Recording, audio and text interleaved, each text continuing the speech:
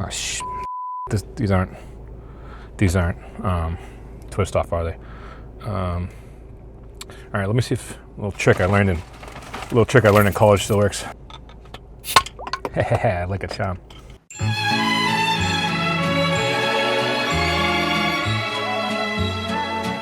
Coca-Cola just announced it will start offering Coke made with cane sugar rather than high fructose corn syrup this fall. This comes after this tweet last week from President Trump. I have been speaking to Coca-Cola about using real cane sugar in Coke in the United States, and they have agreed to do so. I'd like to thank all of those in authority at Coca-Cola. This will be a very good move by them. You'll see, it's just better. So Coca-Cola will be offering the cane sugar option all year round in addition to the product on the shelves now that is sweetened with high fructose corn syrup. And I say all year round because the company already produces cane sugar Coke during Passover because high fructose corn syrup is traditionally prohibited during the Jewish holiday.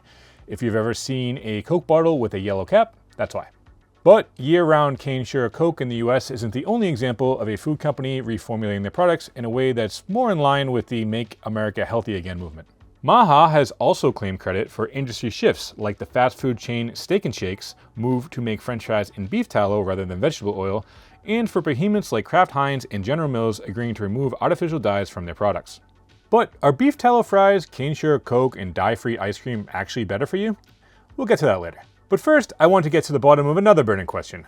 Do these products taste better? I'm here at Market Basket, a New England institution, and we're going to see if we can get some dye-free ice cream. Market Basket.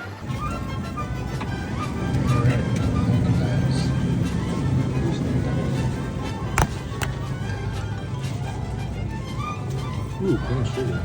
I think this will do. Here's actually a quick question. Do you guys use beef tallow? Yeah, actually all of our products are deep fried in beef tallow instead of any other oil. All right, awesome, thanks. Yeah, no problem. All right, so we're here at the parking lot of a Buffalo Wild Wings in Burlington, Massachusetts, and I just ordered some wings and fries that are fried in beef tallow. Beef tallow is much preferred by those in the MAHA movement, especially compared to seed oils, which they believe are very unhealthy. Many people are very nostalgic for when McDonald's used to fry their products in beef tallow, and people say it just hasn't been the same since they switched over. And I just want to see if I could tell a difference. I don't think many places I usually get French fries and wings from use beef tallow. I think it's probably way more common to use something like a canola oil or a peanut oil. So I just, I don't go to Buffalo Wild Wings very often, and I just want to see if, what the beef tallow experience was like. So let me see. I just got a 6-piece lemon pepper wing and bone in and some fries. All right, so I'm more of a flat guy than a drumstick guy. So let's see what these are all about.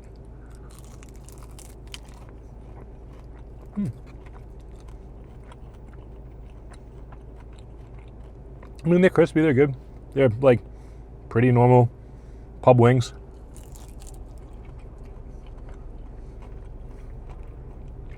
I don't know if I can tell a real difference between this and a wing from anywhere else, like if the beef tallow really comes through, but yeah, it's a good wing and it's fine.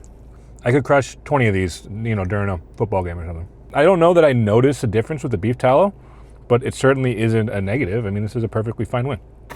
I don't eat a ton of wings though, so maybe I'll notice a difference more with the fries. Let's see about the fries. Well, these look pretty good. Oop, dropped one.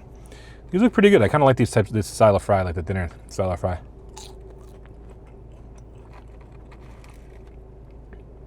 Okay. Now, I'm going to go out on a limb here and say these are actually really good.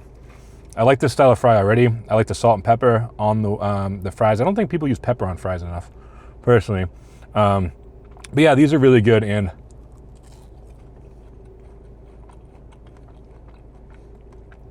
I would say I can actually taste a flavor difference with the beef tallow. I remember reading somewhere, doing research for this video, that some people say that beef tallow is less oily, which I suppose, makes sense, seeing as it's not oil, it's beef tallow. But I would say that's right. These aren't that greasy. But They're also not like dry or anything. Yeah, these are super good. Okay, Buffalo Wild Wings. After having more than a few of those, they actually are quite salty. So thankfully, I brought with me a Mexican Coke. And famously, Mexican Coke that you can buy at glass bottles, a lot of like taquerias and burrito shops sell these, are made with cane sugar, unlike in the US where it's made with high fructose corn syrup. And this is another thing that is very popular amongst the MAHA movement, is that high fructose corn syrup is inferior to cane sugar. And I don't drink a lot of Coke. I'm more of a Diet Coke DC guy myself. But I'm curious. See if I can tell a difference if I think this is better than regular Coke. All right, let's see.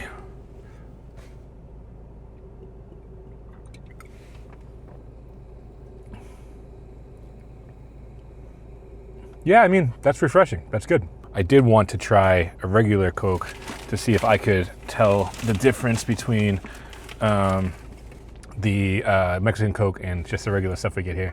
And this is just a regular Coke in a can. I believe, in my opinion, I don't think this is controversial.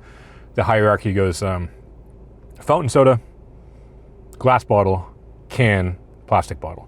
So they only had, at the taqueria I went to get the Mexican Coke, they didn't have regular Coke in a US Coke in a glass bottle. So I got the next best thing that they had, which is a can. And let me see if I can perceive a difference here.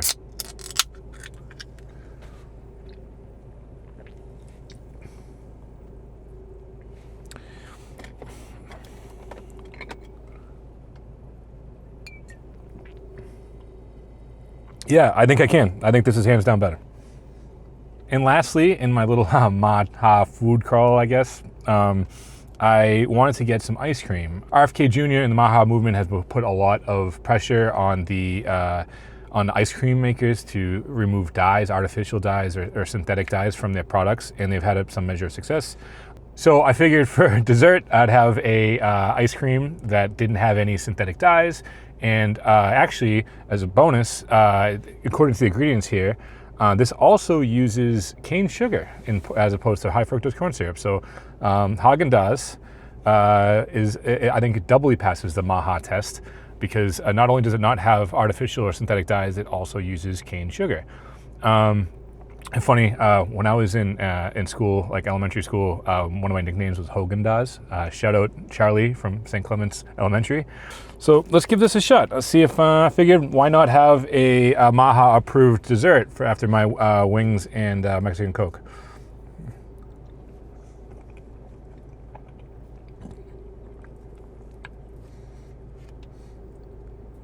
Glad it didn't melt as much as I was afraid it was going to. It's like super hot right now in Boston.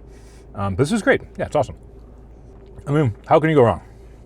I'm not going to pretend I would be able to taste whether this is high fructose corn syrup or whether I'll be able to taste any synthetic dyes. But I can certainly say this is really good. And the lack of such things certainly aren't impacting how refreshing it is on a July day. I think MAHA would approve of Haagen-Dazs, at least looking by its nutrition facts, which ice cream is dripping down right now. I gotta put this down before it gets all over me. But it's MAHA approved, and as far as I'm concerned, I approve of it too. That's really good ice cream. Okay, so here's my verdict on the MAHA approved foods I tried. I would give the wings a C+, the fries a B+. The ice cream was an A-, and when it comes to whether I liked cane sugar Coke better or regular Coke better, I don't think it was any contest. The cane sugar Coke was much better. Earlier, I spoke with my colleague Sarah Todd, a stat reporter who covers MAHA-related health claims, among other things. She just wrote a great story, Why MAHA's Push on Coca-Cola and Ice Cream is Nutritionally Hilarious. For the story, she spoke with some nutritionists and some public health experts that questioned whether companies implementing these changes, whether it's switching to cane sugar or getting rid of synthetic dyes, really moves the needle at all when it comes to public health. It was a great conversation, so let's check it out. Sarah, thanks so much. Thanks for having me. So Sarah, I love the headline for your piece, which is, why MAHA's push on Coca-Cola and ice cream is nutritionally hilarious. And nutritionally hilarious was a term used by Marianne Nessel, one of the country's leading nutritionists, an expert you interviewed for the piece. What did she mean by that? Yeah, so nutritionally hilarious is a term that Marianne Nessel says that she uses when she's talking about policy moves that are, being trumped up and that the Trump administration is sort of being very excited about, but that she says won't actually move the needle when it comes to public health and fighting chronic disease. So in the case of ice cream, getting rid of the synthetic dyes and replacing them with natural dyes, it's still going to be ice cream. Coca-Cola, if you take out the high fructose corn syrup and replace it with cane sugar, it's still soda, and it's not going to make a significant difference when it comes to the country's health. And if things like Mexican Coke or dye-free ice cream or beef tallow fries aren't really any better for you, what makes them such a big deal to the MAHA movement? That's an interesting question, trying to sort of get inside the minds of the MAHA movement. I think part of it is that it's easier for a lot of people to focus on particular ingredients than it is to reform an entire food system, right? So if we target particular ingredients like synthetic dyes or seed oils is another common one, it's sort of that would be nice if that was all it took to help make Americans' diets healthier. The MAHA movement does have an admirable goal, right? I mean, compared to other countries, Americans do die younger and they do have higher rates of obesity, heart disease, diabetes, etc. But by focusing time and energy on things like cane sugar and food dye, is there a possibility that RFK Jr. is kind of squandering a chance to actually move the needle when it comes to public health? That is what another expert who I spoke with, Kevin Hall, who's another really prominent nutritionist, he was the person who was leading the research on ultra-processed foods at NIH and then left earlier this year over concerns about censorship. So what he says is that he's actually quite frustrated to see the Make America Healthy Again movement has successfully ignited a conversation about the problem of chronic disease in the U.S., but he feels that they're squandering this chance and he would really like to see more impactful changes happening. Yeah, and just like, because I would say that, if you hear the HHS secretary extolling, being excited about Coca-Cola switching to cane sugar, like could that, from a messaging standpoint, is that a risk that the people will be like, oh, if he's saying it's good, it must be good? If people were like, oh, well, now Coke has cane sugar instead of corn syrup, that means that I can go back to my, 2 Cokes a day habit. That's going to be, there's about 10 teaspoons of sugar in a can. That's going to be a lot of sugar that goes beyond the recommended limits for people. Are there ways that food companies could, reformulate so-called ultra-processed foods to actually make them healthier? Yes. And this is something that the people I spoke with said that they'd really like to see MAHA focus on. If, for example, they could work with industry to encourage them to lower the amount of sodium that's in ultra-processed foods, the amount of added sugars that are in ultra-processed foods, these are measures that could really have a measurable impact on people's health. Salt, for example, is something that a lot of people get more sodium in their diets than is recommended, and that can lead to hypertension and problems with cardiovascular disease. So that could really be successful. And we've seen countries like the UK successfully worked with industry to lower the amount of sodium in food. So it can be done. Is there anything else you think we get to touch on, Sarah, that maybe we didn't already get to?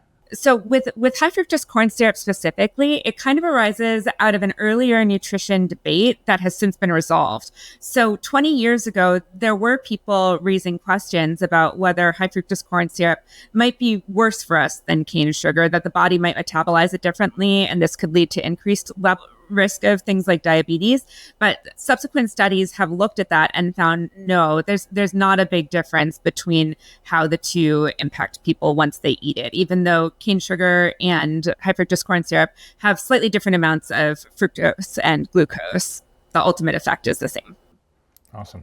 Well, Sarah, that was great. Thanks so much. Great. Thanks. Thanks again to Sarah. Be sure to check out her reporting on the MAHA movement at statnews.com. And before we go, we've been doing weekly stat videos for a couple months now, but we just settled on a name for the series, Status Report. Every week, I'll be going behind the scenes of the biggest stat stories, explaining important topics in the healthcare space, doing dispatches from the most important events in life sciences, and talking to some of the foremost experts across the areas Stat covers. So please like and subscribe if this sounds interesting to you. It's a little click, but it's a big deal for us. And we'll be back next week, same stat time, same stat channel.